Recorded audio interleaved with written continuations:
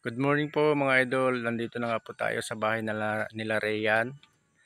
At nadatnan natin ang kanyang tatay na naggagawa ng motor. At sa kanya na natin iabot yung tulong mula sa isang OFW na nasa bansang Israel. At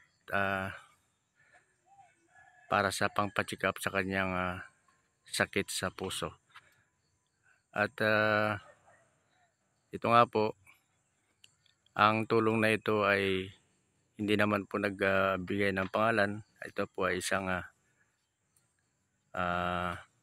confidential. At atin nang ibibigay ang tulong na ito para makapagpa-check up yung kanyang anak na si Rian Kabigayan. Ito idol para mapa-check up mo na yung anak mo.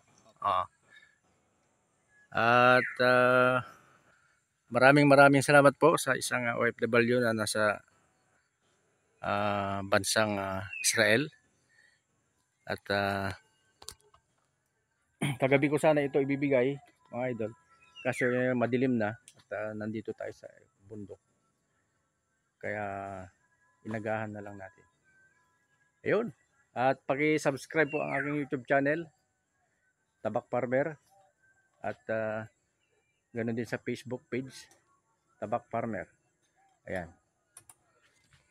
At magpapaalam na tayo at marami pa tayong gagawin. Tol, bahala ka na lang dyan ipa-check up mo yung anak si Rian.